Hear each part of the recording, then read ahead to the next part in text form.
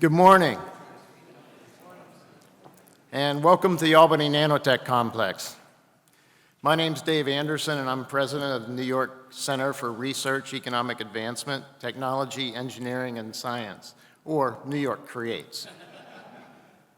We're delighted to have you all here, and particularly honored to have several dignitaries here today with us.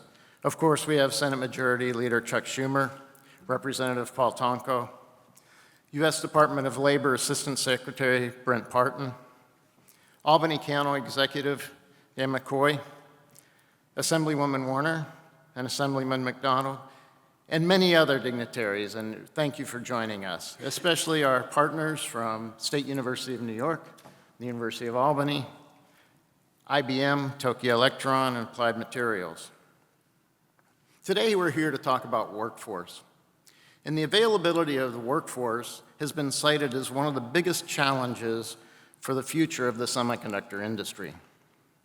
Today, we're going to announce a new program focused on growing that semiconductor workforce, which is a key component of the U.S. CHIPS and Science Act, and it's integral to the entire semiconductor industry.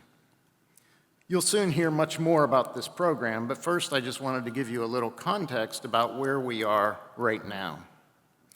New York Creates has worked closely with New York State, the governor's office, federal officials like Senator Schumer and Congressman Tonko, industry and academia to establish this incredible facility that we're in here today. It truly has become a national treasure. When we talk about a vision for the National Semiconductor Technology Center, this is it. The world's most cutting-edge research and development is already happening right here in Albany. But it's not behind the walls of a single company. It's accessible to the industry with a focus on collaboration. Over the last 20 years, Albany Nanotech has attracted hundreds of corporate partners, facilitated major technology breakthroughs, and educated and trained thousands of students and workers for this industry. And while we work at a scale smaller than human DNA, the Albany Nanotech Complex is anything but small. It is the largest and most advanced semiconductor research center in the United States, and perhaps the world. It's over 1.6 million square feet, including 150,000 square feet of state-of-the-art clean rooms, equipped with the most advanced tools and machines you'll find anywhere on Earth. I hope that many of you were able to join the tour today to get a feel of the magnitude of what goes on here. Due in large part to the CHIPS and Science Act, we're continuing to grow and prepare for the NSTC with expansion plans underway that will build an additional 100,000 square feet of clean rooms for even more leading-edge R&D and the training of the workforce of the future. But this future wouldn't be possible without the vision of Senator Schumer. He's been working for years to bring major federal investment to Albany Nanotech as a global hub for R&D. He wrote the bill, he got it across the finish line, and he's continued to be involved every step of the process, always advocating for Albany. Senator Schumer has pushed the Albany Nanotech to be a part of the NSTC directly with President Biden and with Commerce Secretary Raimondo, including visits from Secretary Raimondo and Deputy Secretary Don Graves to the site. And I've personally seen it firsthand, as I had the honor of being one of his guests at the State of the Union this year, as an ideal location to promote New York and Albany as an ideal location for the hub of the NSTC and the overall success of the industry in New York. This site is the heart of New York's semiconductor ecosystem and quite frankly is one of the most successful private-public R&D partnerships in the world. With the infrastructure, capabilities, and expertise we have here, I can't think of a better place to serve both the immediate and the long-term needs of our nation, as well as the hub for the program that our next speaker will announce. So thank you for coming, thank you for your support, and I'd like you to please provide a warm welcome to Mike Russo, the President and CEO of the National Institute for Innovation and Technology.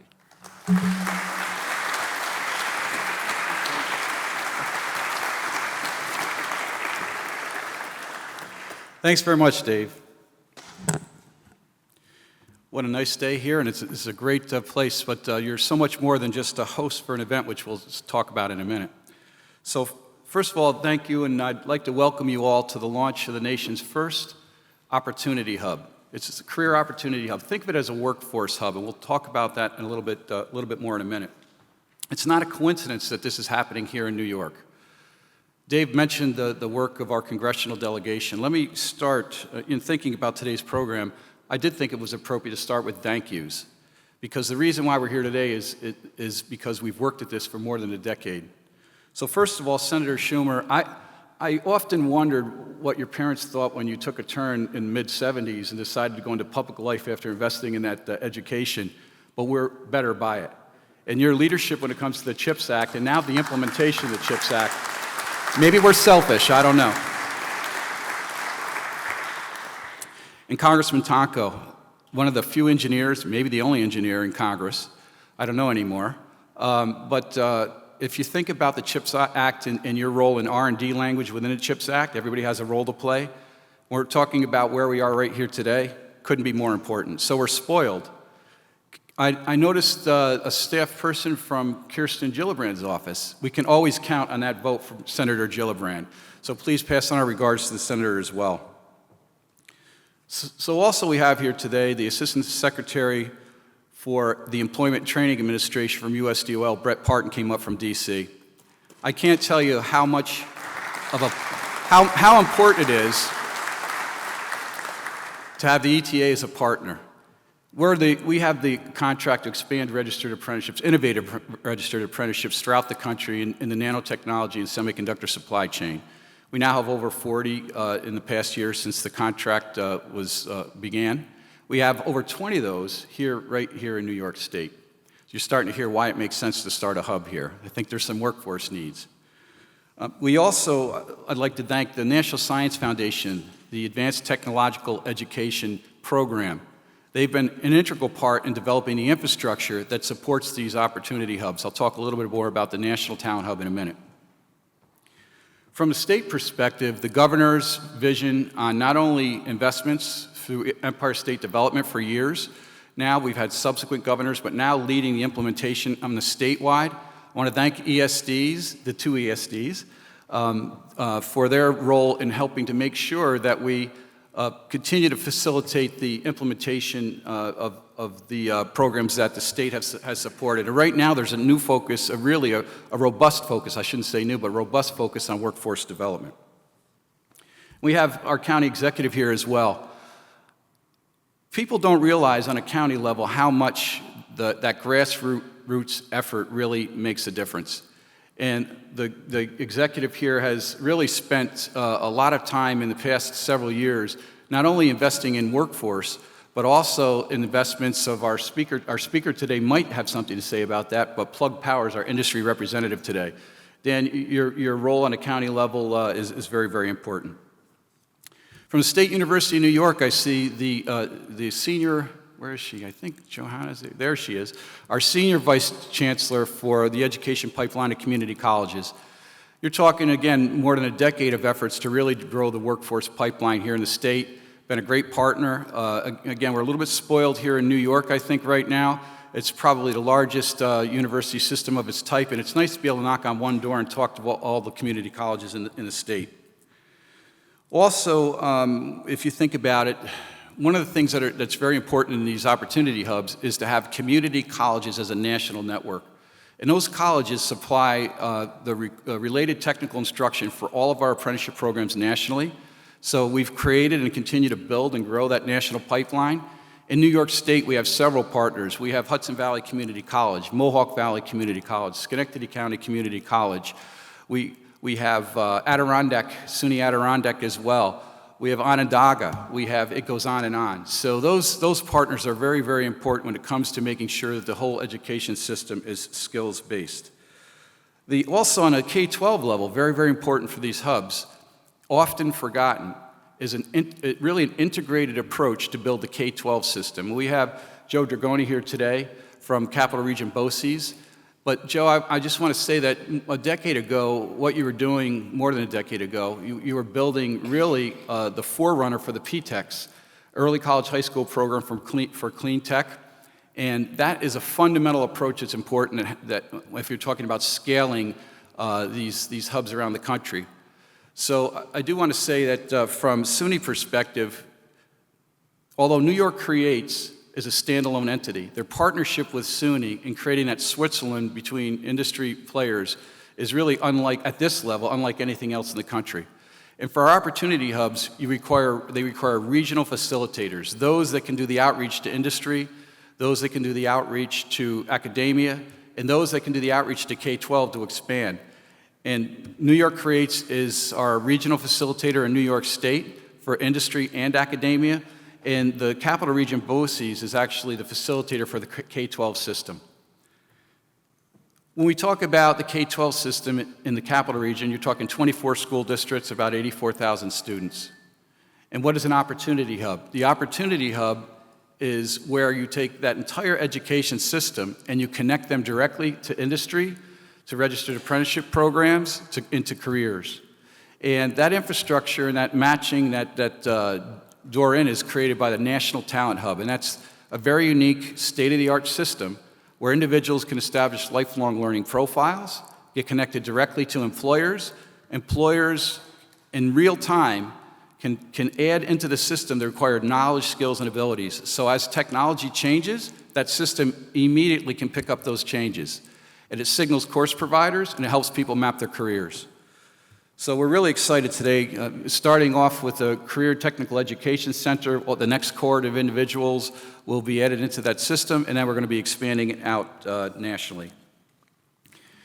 Last but not least, when it comes to the thank yous, the Center for Economic Growth and the Capital Region Chamber, they've been partners for the same period of time.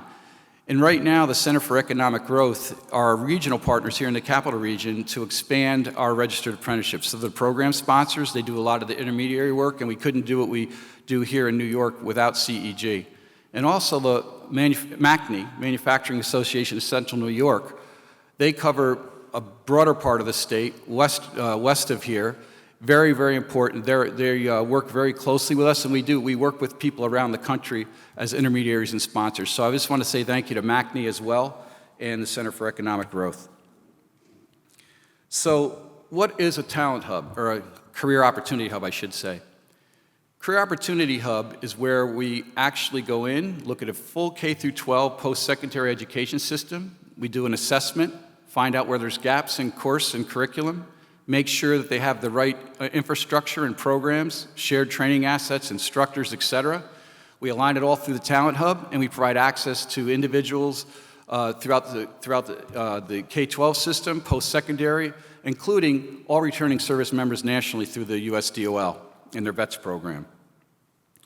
And what we are able to do, if you think about it, by offering those learn and earn opportunities through registered apprenticeships, individuals that maybe they can't afford to go to a four-year school and get that engineering degree, but they can start right at a technician level, make their full salary while they're training. And through our innovative programs, what we're able to do is really match them to semiconductor and advanced manufacturing in a way that has not been the case in the past. So what does that mean for the region? Well, talking about the state, I mentioned 20 programs. Micron made a little bit of investment in New York State. We have their apprenticeship in Idaho, and we have their apprenticeship here in New York. Applied Materials, New York, Texas, California. Global Foundries, 2 states, apprenticeship programs. We're going to be able to feed right from the education system right into Global Foundries. We have Hardens, we have Indium, we have, again, there's 20 companies here in the state. What I'd like to tell you here today is just a quick announcement is that Applied Materials will be expanding their program here in New York State. Global Foundries.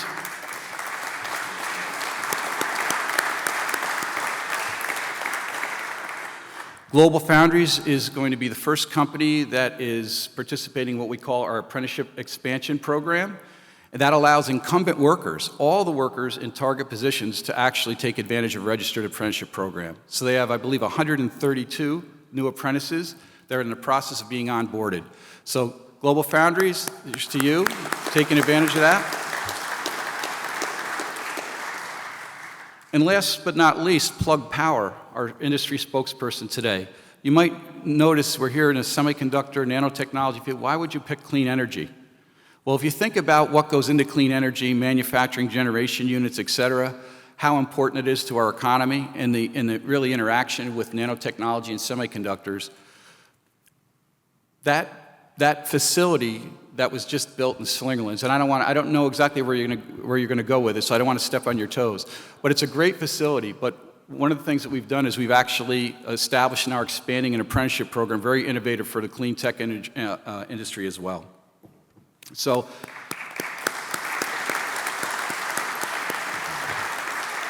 I'm sure Andy will talk a little bit more about that in a minute. So last but not least, I want to introduce my team in case any of you have any questions on any components of this. So our executive director, Nikki Zahir, is here from Maryland. Nikki, where's your hand so they can find you? Martha Panji, our director of national apprenticeships. Now, we have Brian Santinello, director of outreach engagement. Lori Ferguson. Lori is our senior manager. She handles all the marketing and advancements, and actually she's focused a lot on New York State. So Lori, maybe you'll get a lot of people knocking on your door after this, so you have to raise your hand though. So that's it. I think it's time to move on to our next speaker, and I'd like to, without any further ado, introduce Senator, Robert Wyman did show up. All right, he snuck in late. Our Director of Workforce Innovation. I'll give you a little plug for Robert. So Robert's cousin was John Kelly, and his dad was a nuclear physicist, and he spends all that brain power on workforce development. So there you go, sneak in late, you get it. Senator Schumer.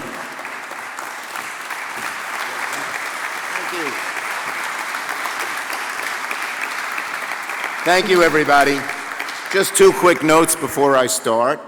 Number one, Mike mentioned what my parents did all this investment and what did they think of me going into public service. My mom actually, I had gotten a job at a big fancy law firm in New York City. They were paying $400 a week, which was more money than my family had ever seen.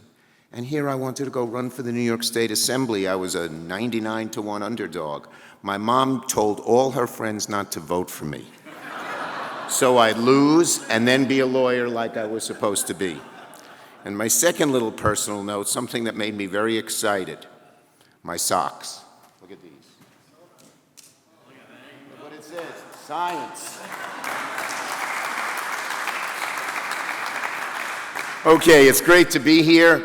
I want to thank, Mike introduced everybody and Dave did, but I just got to give some shout outs to Dave Anderson. What an amazing job he has done at New York Creates. The right man for the right job at the right time in the right place for the capital region, for New York, but really for all of America and the world. What's happening here is going to affect our country and the world. Mike Russo, who does such a great job, and you've heard it from NIIT. Thank you, Mike. We have Paul Tonko, who's been a great partner at in the House level when we've moved forward on all of these things. We thank DOL. Where is Mr. Parson? There you are. For coming here. It shows how important this great opportunity hub event is, and how important it is to have the first one right here in Albany. Dan McCoy. He's great. He kept whispering to me after each thing was mentioned. He said, wouldn't have happened without you, wouldn't have happened. Well, Dan, it wouldn't have happened without the leadership of the county in understanding how important business is in terms of job growth and job creation. Dave Anderson is so important that they wrote him again in my notes. So here's second time. Let me reintroduce Dave Anderson. Joe Dragone from the BOCES, Mark Egan from the CEO of CEG, and Mike Russo, you're down twice too. But Andy Marsh, Plug Power is near and dear to me. I first visited them in Schenectady probably in 2000, and then they were having trouble. I helped them once, and then the great Andy Marsh took over. And he was amazing in terms of his dynamism and energy. And I remember he came to me and said, if we don't pass a tax credit for batteries, and the kind of batteries he was making, the company would go under. So we worked hard and got it done. And now the company is beyond our wildest expectations, close to 2,000 jobs in New York. They've opened up the first green hydrogen manufacturing center, and guess where he did it? Ohio was Loringham, Rochester, as well as one of the major manufacturing components is opened in Rochester of the batteries. So thank you, Andy. You are a great, great guy and a great Albany executive, and you'll hear from them soon. Okay, so we all know, so I was asked a few minutes ago, so why are you doing all this? And if I had to pick one word above all the others, it would be my favorite four-letter word. He's shrugging. Jobs. J-O-B-S. I wrote the CHIPS and Science Bill so we could better compete with the Chinese government and rush to their own industries to boost our national security, but above all, by doing that, we were creating jobs. And the Career Opportunity Hub being launched here today is one of the key ways we can make sure that those thousands of jobs are being filled with upstate New Yorkers. From K to 12, because a lot of these jobs, you don't need, let alone a PhD, you don't even need a college degree. You can work here. To those in higher education who get training for the apprentices they need, it's great. Now, the CHIPS and Science Bill, of which I'm so proud, is already delivering results. We're seeing the fruits of these efforts across all of upstate New York. Global Foundries has located their state-of-the-art Fab 8 in the Capital Region. I was involved in getting them here in the first place, and now they're considering expanding further. Micron's investing $100 billion, the largest, one of the largest, probably the largest private investment in private industry in the country. That's billion, $100 billion. It is the largest private investment in U.S. history in central New York, 50,000 good-paying jobs, some of which will come from here because it's going to need a broader area than just central New York area. Wolfspeed opened up $1 billion fab near Utica, my dad's hometown. And you know, I would see what happened in upstate when I first started and companies leaving, and it ached. Parents would tell me their saddest days were going to the airport and waving goodbye to their children who were moving to North Carolina or Texas or California. And I vowed then that I wanted to stop it. Well, my dad was, my grandpa worked in the paper mills in Utica. And now we have Wolfspeed, one of the leading chip fab makers of a special kind of silicon wafer that's opened $1 billion fab near Utica, employing, close to 1,000 people and growing. Corning is growing, Edwards Vacuum is coming to New York, IBM is committed to investing $20 billion in technology in New York, right here at Albany Nanotech. It's great, and I'm going to plagiarize. I was trying to explain to some of the folks why Albany Nanotech, why our NSTC is best suited to become the national headquarters and the first national hub. And you put it so well, Mike. We are the Switzerland among all of the competing companies. Each company wants it for themselves. But because NSTC has so many companies at the highest levels together, they're sort of the Switzerland. Everyone's okay with them. And that's a great thing. And so it's the greatest public-private partnership for semiconductor R&D, not just in America, but in the world. And that's why I've long said that NSTC is primed and ready to be the hub for the first, that Albany, rather, is primed and ready to be the hub for the first ever NSTC, National Semiconductor Technology Center, to lead our nation in training scientists and making groundbreaking discoveries. Companies like IBM, like Samsung, like Applied Materials, like ASML, like Tokyo Electron, like Global Foundries have been advancing their research here already. One of the great ones was Wolfspeed. When Wolfspeed was building its plant in Marcy near Utica, a lot of the research and even developing the machinery to make these very advanced chips was done here. So when they opened up their plant in Utica, the research had already been done, and even the very machinery that had been developed here was sent out over there. So what's happening here at Albany Nanotech is helping our whole state and our whole country. And let's not forget, this is where the world's first 7-nanometer microchip was created. That's 1/1000th of a meter. I can't even imagine that. Can you imagine something that works? That's 1/1000th of a meter.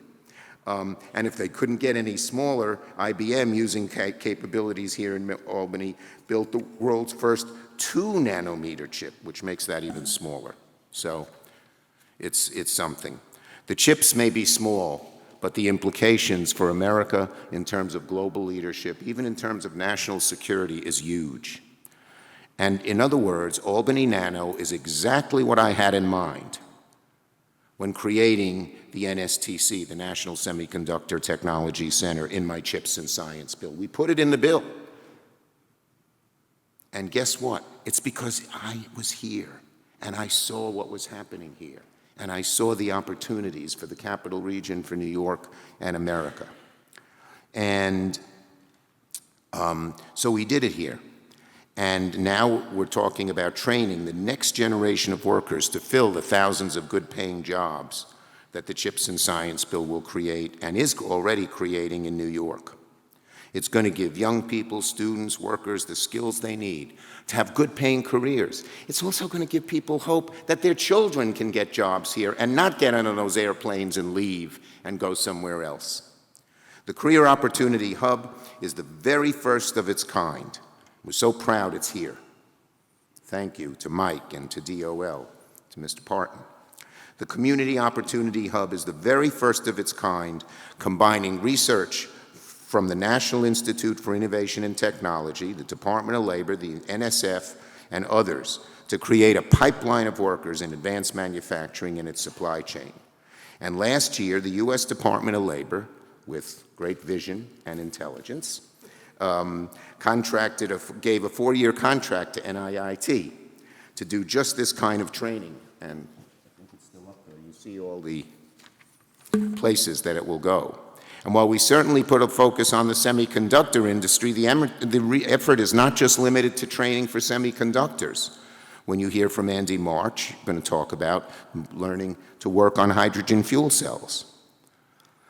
And while it is being launched here in the capital region, this hub is going to expand to every corner of upstate New York: Buffalo, Utica, Syracuse, Rochester, Binghamton, investing in K-12 programs, working with partners like BOCES and the others who were mentioned. So from the little girl who wants to be an engineer when she grows up, to the father who wants to go back to school and change careers and get a new career and a better paying job, this initiative is about connecting those who need it most with the jobs that have been sparked by my CHIPS and Science bill, so that our children and grandchildren are the ones building America's future. Together, we're making it so America's future scientists and innovators come from upstate New York. And there's no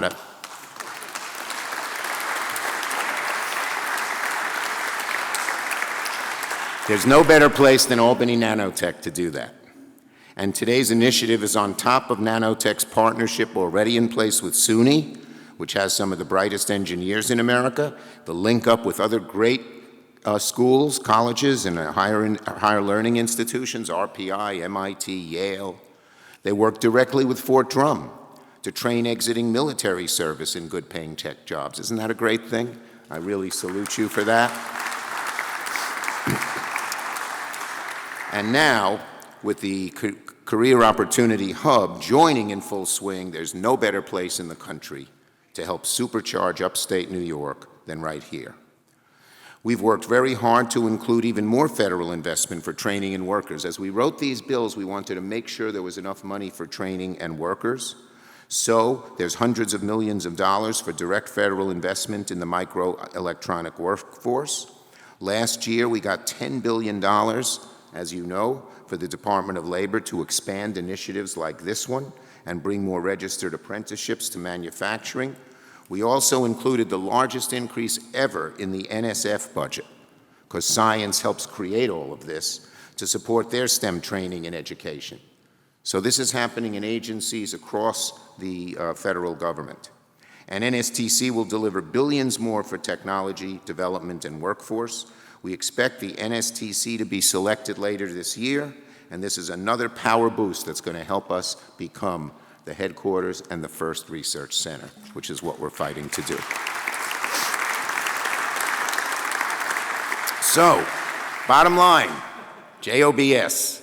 Together, we are building the future of America's semiconductor future. We are building the future of America's semiconductor industry with the capital region at its very heart, bringing manufacturing, good-paying jobs, and most important, optimism about the future in upstate New York. Thank you, everybody.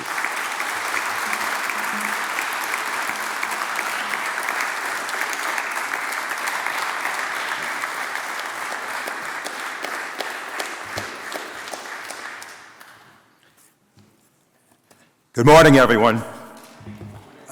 Good to be with everyone this morning. This is such a great opportunity to celebrate decades worth of vision and investment. I hearken back to my days in the State Assembly when I, as Energy Chair, had worked with leadership. And they looked at the upstate map and determined through schematics that we would establish various themes in regions. This one looking to environment and energy, and the high-tech advanced manufacturing opportunities.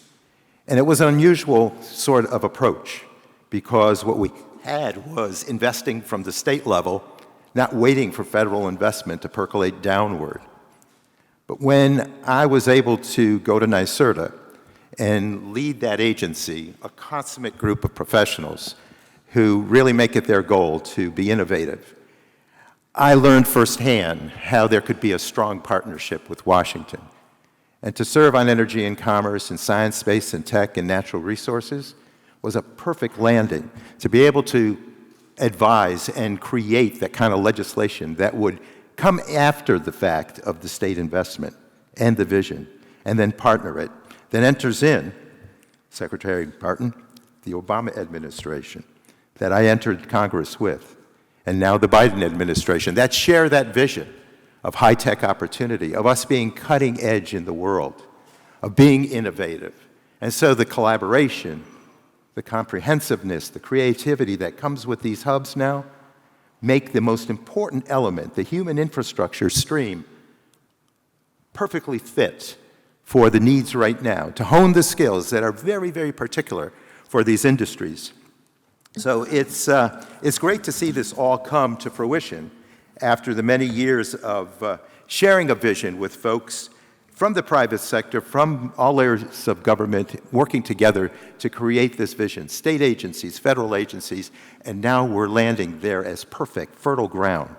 And we do legitimately qualify with great justification for this investment.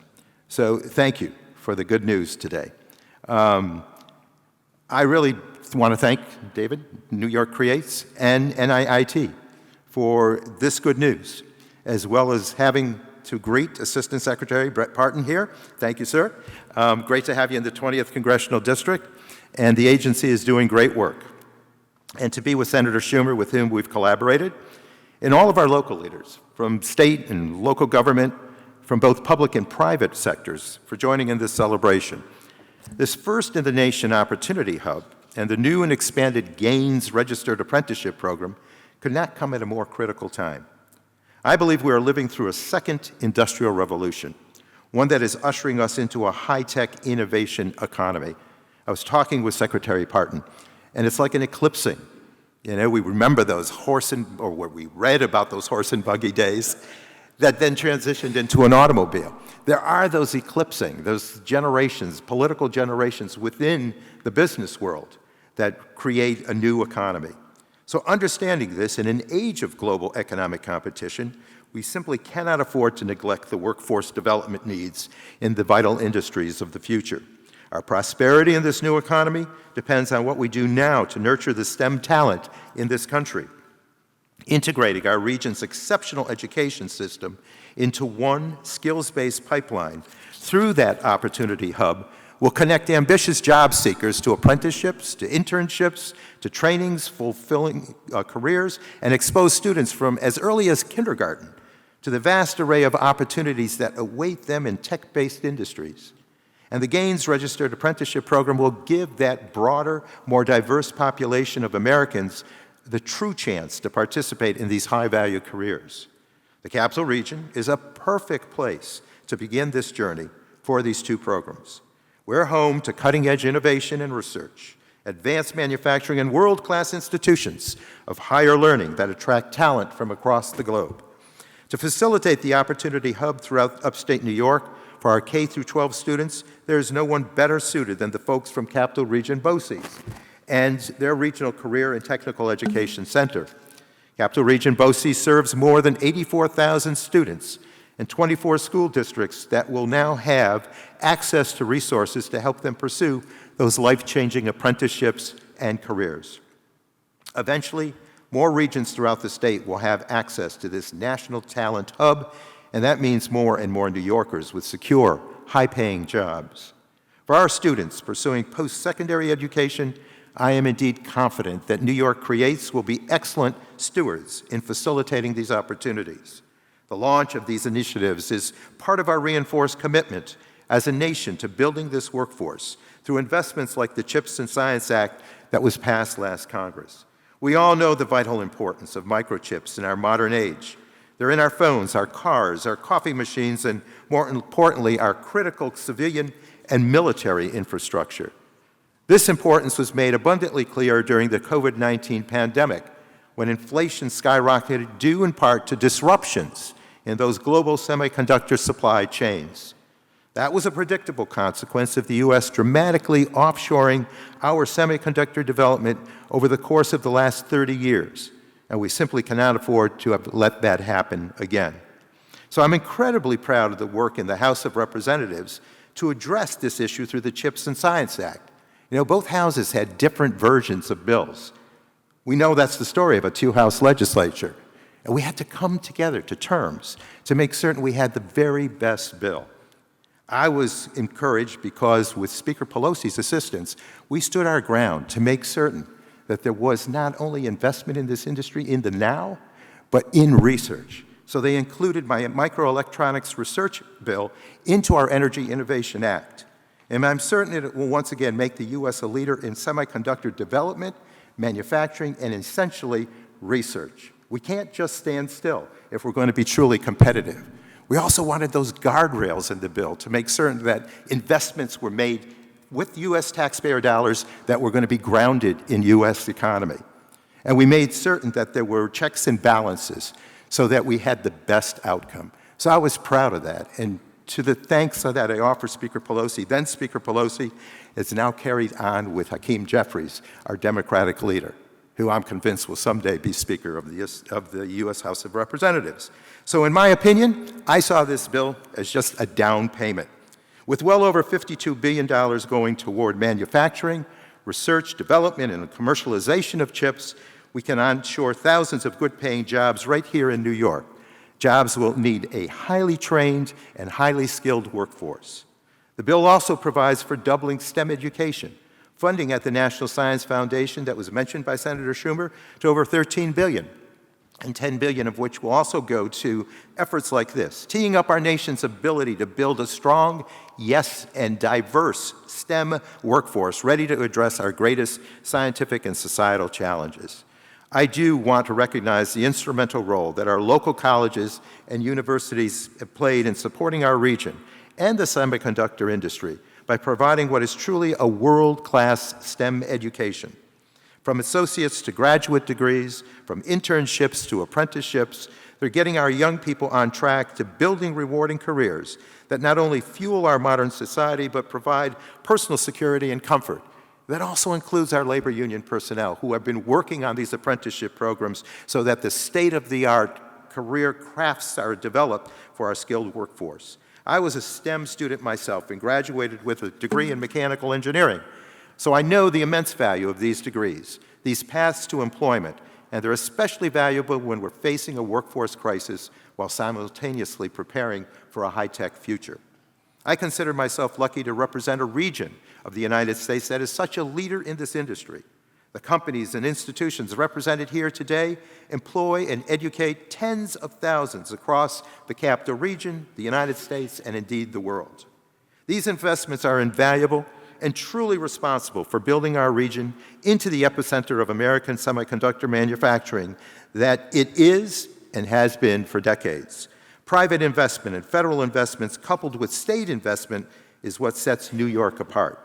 After our CHIPS and Science Bill passed in the House, passed in Congress, and then got signed by the President, knowing the industry's incredible importance to this economy, New York passed its own legislation with $10 billion worth in incentives to expand the use of environmentally sustainable methods of chip production. So we thank the two Assembly members here today and their counterparts for having done that. That investment will complement our work at the national level and give New York the boost needed to remain at the forefront of innovation in this industry. This is important because as part of the CHIPS and Science Act, sites for the establishment of the National Semiconductor Technology Center headquarters will be considered soon. I've been making certain we're reaching out to every agency that's connected to this decision, making certain that they have tours where possible to this district, making certain that my colleagues are aware of our cutting-edge leadership in this regard, and making certain that the private sector is well aware of that search. We need to win that battle. We will win that battle as they announce an array of communities that will be part of this hub. And we believe that we should serve as a strong leader in that compact. As a pioneer in computing design, development, and manufacturing for nearly 80 years, New York is uniquely positioned to alleviate the short-term chip shortage that is crimping economic growth and propelling long-term American semiconductor innovation. We have shovel-ready sites, we have the infrastructure, we have a deep bench of know-how. It only makes sense that New York would be the linchpin for national efforts to coordinate the National Science Technical Center activities, and with that will come more jobs, more investment, more opportunity.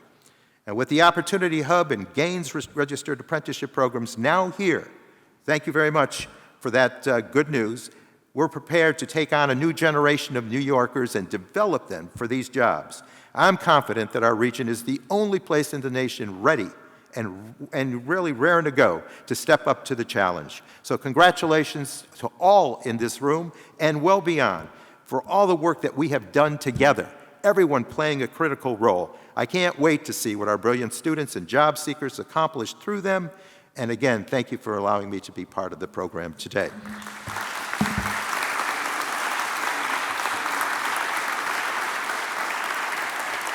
So we're each to announce the person to follow us. So I will now welcome and recognize a tremendously valuable person to this district because of the workforce needs. Brent Parton is serving as acting Assistant Secretary at the United States Department of Labor. He was part of the Obama administration. He is now part of the Biden administration. He has spent a career in education/workforce development. It's that sort of vision that they have brought as leaders in the agency of the Department of Labor to this equation. And it is truly a significant thing to hone those skills for the workers we're going to need. Please welcome, as only this capital region can, Secretary Brent Parton. Thank you so much. Appreciate it. Thank you so much, Congressman Tonko. What an incredible moment to be here with you all and share this. This is a nationally important day. So thank you again for the warm introduction across the board. Usually when I show up and I get thanked that many times, I have a check with me. That check's already been cashed for now, but it's good to know that there's more coming. But I just want to say a huge thank you to everyone for hosting this today. Where I sit at the Employment and Training Administration, we oversee the nation's federal workforce system, the National Registered Apprenticeship System, and all of that is only possible through the billions of dollars that we're able to provide to communities across the United States, thanks to our partners in Congress. So thank you, Congressman Tonko, for your leadership at the state level and beyond for all this work. And of course, I want to recognize the leadership of Senator Schumer, who's been a true champion in Congress for many years, for not just the Department of Labor, but for workforce development. And really how we invest in people and build the human infrastructure that's needed to deliver on these historic federal investments. And I think that's where I just want to center my remarks, because the administration and the Department of Labor, we're responsible for implementing these things. Now, these bills come through, and I'm talking about the infrastructure bill, I'm talking about the CHIPS and Science Act, I'm talking about the Inflation Reduction Act. They're touching so many different federal agencies. It's a big soup of organizations that are involved. But where we sit in the Employment and Training Administration is how we connect really a first of its kind, or I should say, probably it's better to say, the first in a long time national strategy to strengthen American manufacturing with how you actually get it done. And how you get it done is regional action. It's regional partnerships. It's what the Opportunity Hub is building. A national strategy is nice on paper, and investment is necessary, but without the partnerships at the regional level that come together to make that real across industry, across workforce, across community colleges, across K-12, it's incredible to see the BOCES here, across community-based organizations, across our state and local governments. That's how this all comes together. And so the idea of these opportunity hubs really is, and I mean it, a national model. It's one where you bring together the consortia to really deliver on a shared goal, but bring together the consortia of partners that are necessary to get it done. And I think what I'm so proud to be supporting the work of the National Institute of Innovation Technology and Mike Russo and your incredible leadership is that you put the people first. Because it's really the skills of the workers, whether those are folks on the front line who are going through an apprenticeship, that's where the future innovation in a company comes from. Whether it's creating and filling the business need, you can't get things done without a true pipeline and pathway to recruit and retain and upskill workers as technology changes, you can't get the job done.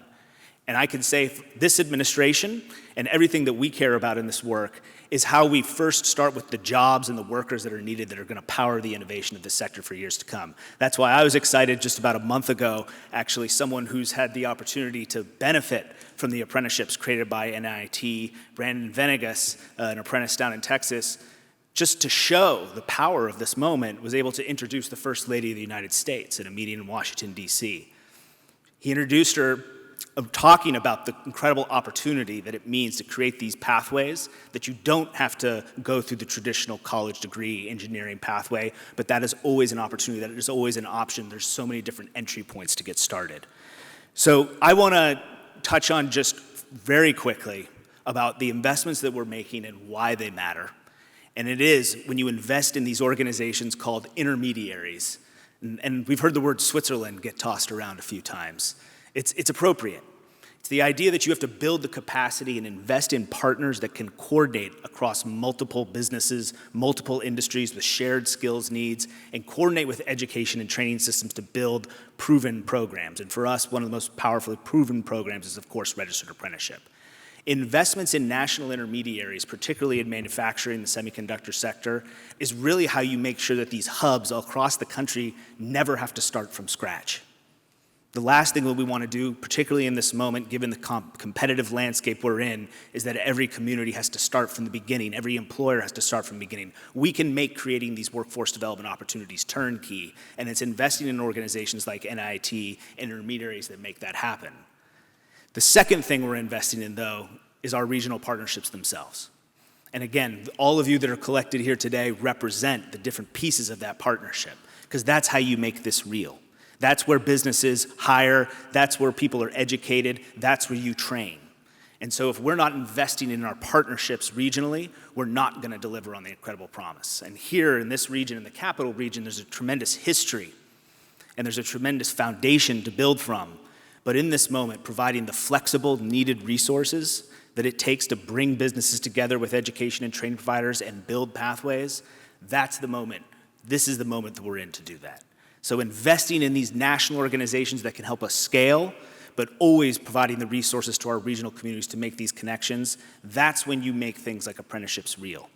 That's when you can change the face of what the workforce looks like in these fields. And that's critical in a moment like this, that we have to be opening up opportunities for underrepresented workers, for women, for people of color into these jobs, because equity is not just a value, it's actually a talent strategy in this moment.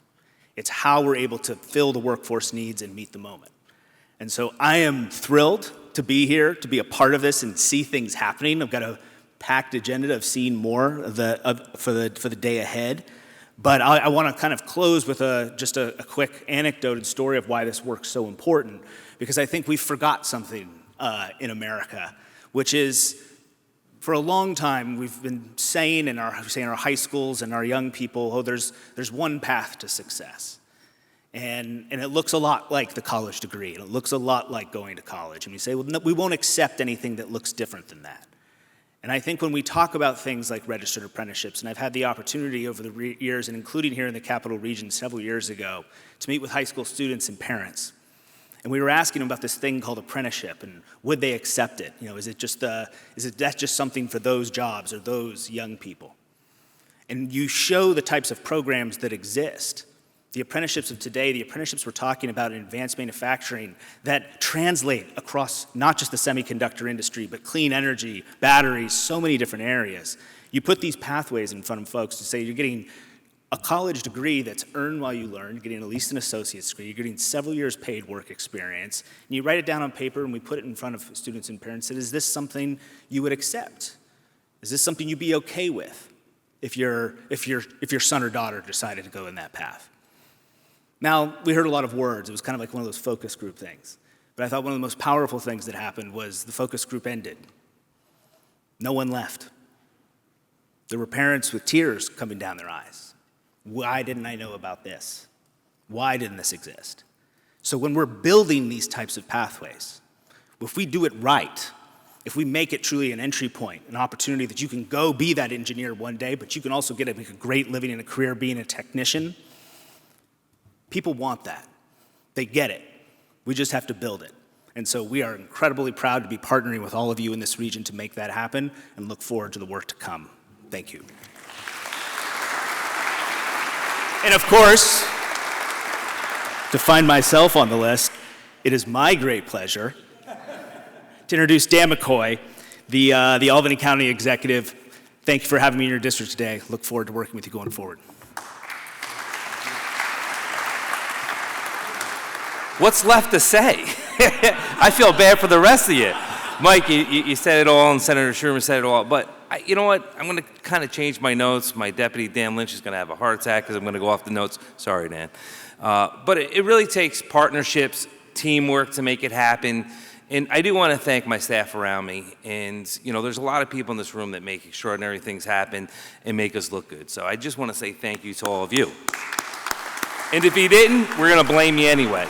So, you know, it was ironic because I'm president of County Executives of America on a national level, and we were down in D.C. for meetings. I was down there with my deputy, Dan Lynch, and Jeff Jameson, and we're out to dinner that night, and we see on the TV the CHIPS Act's going to pass. I go, there goes our meeting in the morning. There's no way Senator Schumer's going to meet with us tomorrow. And he did. He passed it. We're waiting for him in his office, and he came in. I said, there's just no way. He's probably going to be gloating, so happy he got this bill through. And sure enough, he came in. He took the time to talk to us, to meet with us while we're there. And that's the type of guy he is.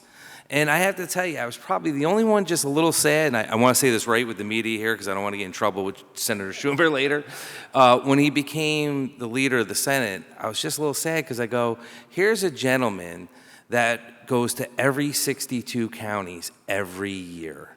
I mean, he makes a point to visit, and I go, there's no way when he takes his leadership role, he's going to be able to continue on. And we were talking about that, like everyone was happy for him, but you don't understand, you know, from Wyoming to Clinton County to St. Lawrence, you know, to have your senator come in and just show up once a year to talk to you, to see what's going on, means a lot.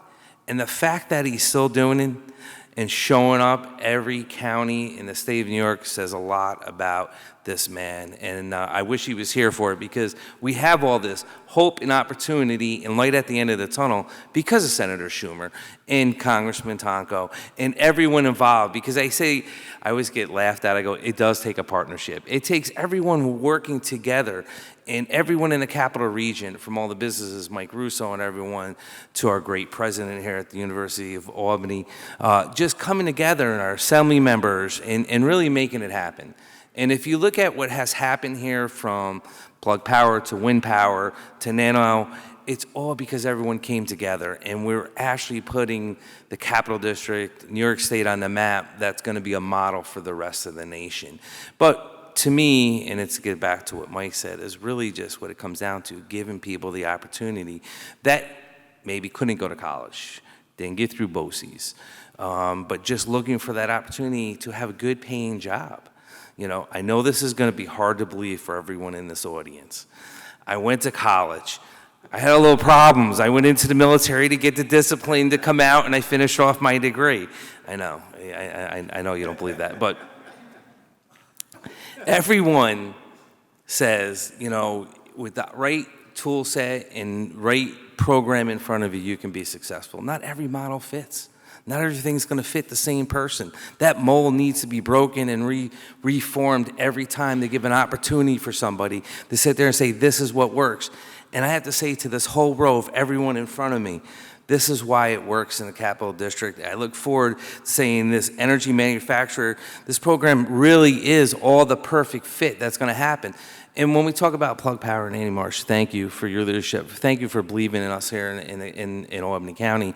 But I have to say to the supervisor, Van Leuven, Doug LaGrange in New Scotland, to everyone from the IDAs that were on that board, made it work. But our relationship with Plug Power, our 5-year investment from Albany County to help train people to find them jobs in Plug Power, that was our investment, which brings me to the ARPA funding, which we are investing the largest amount of money, $1.5 million, for training new employees to give them the opportunity. And I want to say thank you to Senator Schumer, because that's why it's happening. $1.5 million back to the people to give them the opportunity. Say, look, I don't want to hear about the money. I don't want to complain how you're going to get there, how you're going to pay. We're going to take care of that. And at the end, you're going to have a great paying job. So again, to everyone involved, I was told I had 3 minutes. I was timing every one of you. And let me tell you, Mike, you took everyone. But I do want to say it is a great opportunity to be here. And Dave Anderson, President of CRATES, so I get to have you come up and say thank you. But I do want to say, again, to everyone that's in front of me, thank you, thank you, thank you.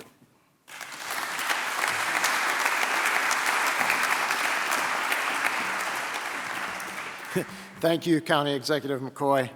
And really thank you to everyone that's already spoken and a couple more that are yet to come. You've heard from me already, so I'll try to make this a little shorter. Mike does steal everyone's time. So, you know, I've had the opportunity to work with Mike Russo on several projects over the last several years. And this partnership with the National Institute for Innovation and Technology, NIIT, is really the logical next step for New York Creates to connect the unparalleled talent in New York's universities, colleges, community colleges, and high schools with the world's most vibrant industry, the semiconductor industry. Driven by Senator Schumer's visionary CHIPS Act, the support from folks like Congressman Tonko and Secretary Parton, this partnership will further build on our leadership in semiconductor innovation and benefit our most important resource, the people that we become the workforce of tomorrow. Building on New York's Create Workforce Development partnerships with broader semiconductor industry, things like our Northeast Center for Training at NEOTech and our Vet Step program, bringing veterans back into the industry, partnerships with DOD, NIST, and NSF, and our SUNY campuses, led by Professor Bob Geer. The New York Opportunity Hub will connect with even more talent and prepare them for great careers in microelectronics. The timing of our partnership with NIIT to establish the New York Opportunity Hub could not be better. New York is preparing for a dramatic expansion of semiconductor facilities and thousands of new jobs across the state, with announcements from Micron, GlobalFoundries, Edwards, IBM, and many others. And as we position ourselves to become the National Semiconductor Technology Center and then accept the National Advanced Packaging Manufacturing Program, true centerpieces of the CHIPS Act, we understand that building tomorrow's workforce today is not only important, it's critical. Working with NIIT, the New Opportunity Hub will leverage New York Creates facilities to connect talent from across the state to the semiconductor industry. It will enable our high schools, our community colleges, our colleges and universities to see precisely what skills are needed for those students to enter these high-paying semiconductor jobs. And it will connect the job seekers with training programs, apprenticeships, and certificate programs so they can continue to power New York's semiconductor ecosystem. But most importantly, it will help deliver on the promises of the CHIPS and Science Act for this nation to reassert its preeminence and leadership in semiconductor manufacturing. Thank you, and now please welcome Joe Dragon, the Senior Executive Officer of the Capital Region BOCES.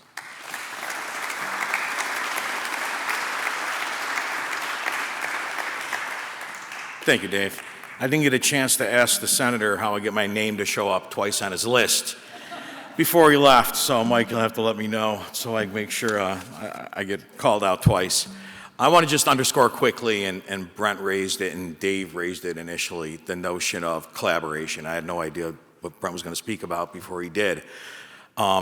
And when I turned in an invitation list for the event, I said, Joe, you got a lot of people on this invitation list. I said, well, it takes a lot of people to make this work happen. You know, these events are really nice, but when push comes to shove and we're on the ground and really rolling our sleeves up, getting the work done, it takes everybody. And that's something our region does better than any other region anywhere as far as I'm concerned. So I just want to thank real quickly so many folks that are here that make the work happen and allow our partnership to move work like this forward. Our partners at the Advanced Albany County Alliance and obviously County Executive McCoy, all your work and the work of that team, the New York State Economic Development Council, WDI, the Workforce Development Board as well, our partners at the United Way, the Northeast Carpenters 291, organized labor was mentioned earlier. They wrote the book on apprenticeships. They're the model. This work's been going on a long time, and everything that they've done to help us move our work forward, we appreciate. My partners at NIIT, at the Business Council, Canco Communities, the local regional office of Empire State Development for all the work that they do to help sure that we're always moving forward in the region. National Grid, my colleagues on the Regional Economic Development Council, and the folks at Career Jam. Thank you for all your work, and to underscore, collectively, we do this. We have over 300 partners in business, industry, higher education, and nonprofits. And the opportunities that we provide children, adults, everyone in workforce and careers is possible because we do it so well together. So you might have seen Business Review last week. They've been doing the Albany Rising series, and I had a chance to spend time with Mike DeMasi. We walked our building and talked about a lot of stuff over 2 hours, and he distilled it down to 10 paragraphs, which was pretty impressive. But most importantly, because you never know how those things are going to go, he actually nailed right on the head the heart of everything. The headline was, we open up pathways. And that's what we're doing today, and that's what we've been talking about. So it couldn't be more timely about our work on opening up pathways. It couldn't be more timely about the work that we do collectively to provide opportunities for folks for great careers right here in our region.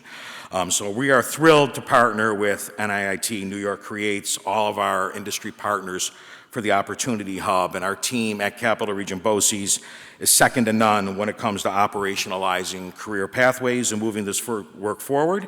We're launching the Talent Hub this summer. Thank you to our Director of Career and Technical Education, Jeff Palmer, for all his work getting our team ready to go. We're going to be bringing the Talent Hub to students across the Capital Region. We're going to be bringing it to students across the state so that collectively folks can work here and say, as a region, all of us, we are the best at building the workforce for tomorrow. Thank you.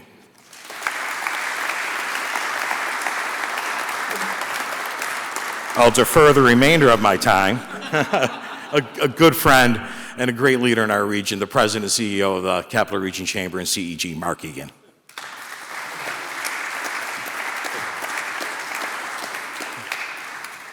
I guess I'll say good afternoon. It's no longer morning. I don't know if anyone else's stomach is starting to growl, so I promise that I'll be brief. The mission of the Capital Region Chamber and the Center for Economic Growth is for us to be a unifying force for progress, for businesses to succeed, but not just to have successful businesses. It's really for make sure that people and our communities can prosper. And we know that in order for people to have access to opportunity or access to better opportunity, it means they have access to a job or to a better job. And as you heard from all of our speakers this morning, that's really what this is all about. Through the Center for Economic Growth, also as we know, known as CEG, we're leading the way in advancing solutions to help connect residents to jobs and build that workforce pipeline we spoke about. And as Mike mentioned in his opening comments, that we're pleased to be the lead connector to the employers for the NIIT Gaines Registered Apprenticeship Program. So through our experience and the folks on our team, we're able to see the difference that these apprenticeships are making in creating a career path for its participants, as well as the companies and what they gain through this program. We're working to expand the use of the National Talent Hub to support businesses, deploy registered apprenticeships, and connect job seekers with careers and needed training. We're pleased that the nation's first ever Career Opportunity Hub is launched here in New York's capital region. It's testament to the work that we're doing together. You heard it in Joe's comment, the list of all the folks, the partners who come together to ensure our education system is linked to careers. My thanks to our federal, our state, and our local officials, to NIIT, to New York Creates, Capital Region BOCES, for your partnership. CEG looks forward to playing our part to ensure the success of New York Career Opportunity Hub and helping provide a brighter future for our students and adult job seekers for generations to come. You heard several references to Plug Power. Obviously, a company who's not new, a company that has deep roots in our community, a company whose truly time has come. And it's so exciting to see what they're doing that will only create jobs here, but really opportunities around the world. Pleased to welcome its CEO, Andy Marsh.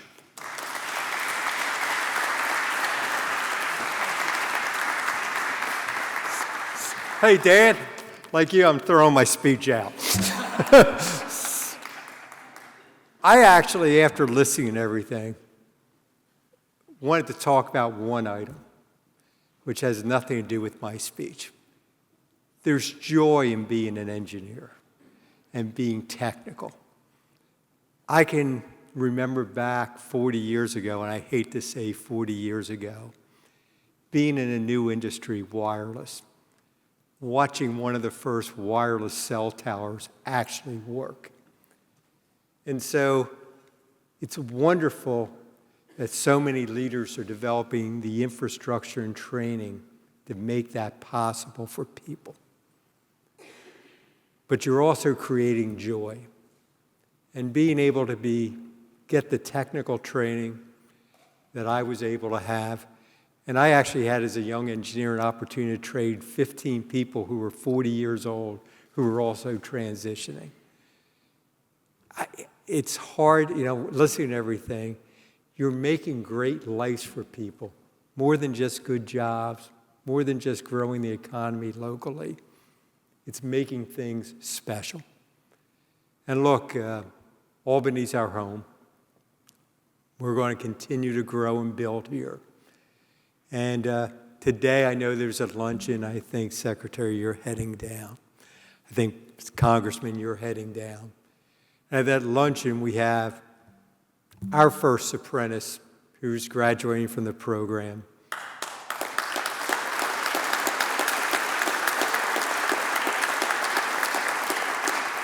And his name's Dustin Smith. And I hope Dustin has the same joy that I've had over 40 years, being able to do such wonderful things. And programs like this really makes it possible. So thank you, everyone. I have a 1:17 flight, so that was another reason for throwing out my speech, Dan. But thanks, everyone. I really appreciate everything the leaders in the communities do. I appreciate Congressman Tonko and Senator Schumer and all they do in D.C. So have a great day.